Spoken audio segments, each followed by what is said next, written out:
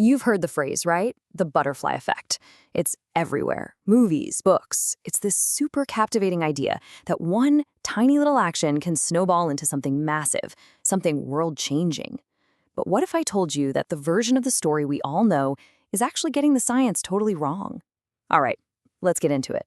This is the question that kicked the whole thing off. It was posed back in 1972 by a meteorologist named Edward Lorenz, and it perfectly paints the picture we all have in our heads. This one specific butterfly flapping its wings, causing this one specific tornado thousands of miles away. It sounds almost like a detective story, doesn't it? But here's where we need to pause. Is that really what it's about? A simple, traceable line from A to B, from butterfly to tornado? Well, the science that actually discovered this idea says, absolutely not. The real story is, honestly, way more interesting and kind of humbling. Okay, let's cut right to the chase. The whole point of the butterfly effect isn't about some guaranteed chain of events. It's actually about the complete opposite.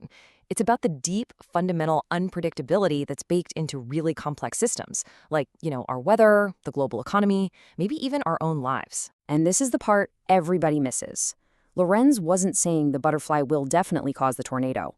He was saying that its tiny little flutter introduces a change so small we could never hope to measure it. And that minuscule change could be the thing that sends the entire weather system down a completely different track.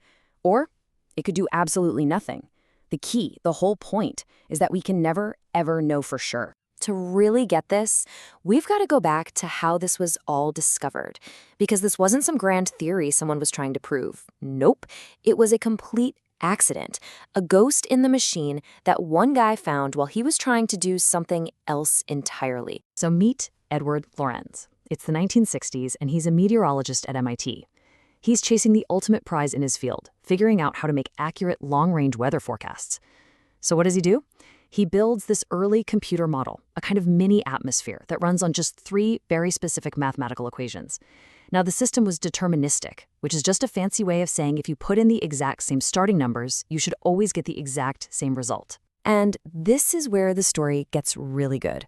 One day, Lorenz wants to re-examine the middle of a simulation he'd already run. So to save time, he decides to take a little shortcut.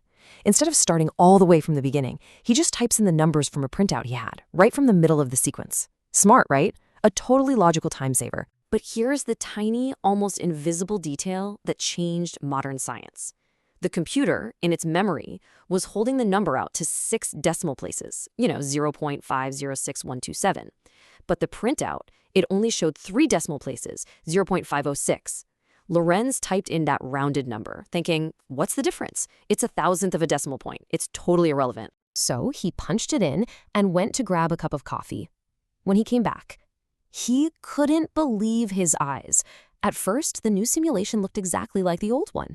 But then, as you can see right here in this chart, the 2 lines started to drift apart. Just a little at first, but then more and more and more, until, after just 2 simulated months, the 2 weather forecasts were completely different, like not even in the same ballpark.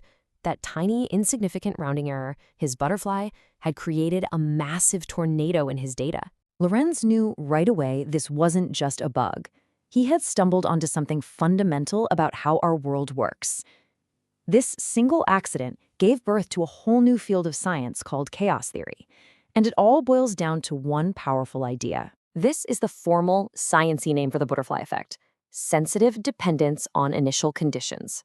It's a mouthful, I know, but all it really means is that in certain systems with fixed rules but complex internal feedback, even a microscopic change at the start can get blown up over time, making it impossible to predict what's going to happen in the long run. It follows the rules, but we can't predict where it's going. Now here's where it gets really beautiful. Out of all this apparent randomness, Lorenz found something incredible. When he plotted the results of his equations over and over, he didn't just get a chaotic mess. He got a shape.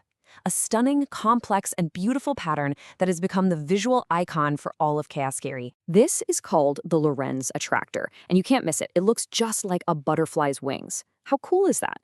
It shows that the system isn't totally random. Its behavior is contained. It's bounded within this shape. But, and this is the part that will bake your noodle, the path the system takes within the shape is infinitely complex. It never, ever repeats the same path twice. It's just forever trapped in this beautiful, unpredictable dance.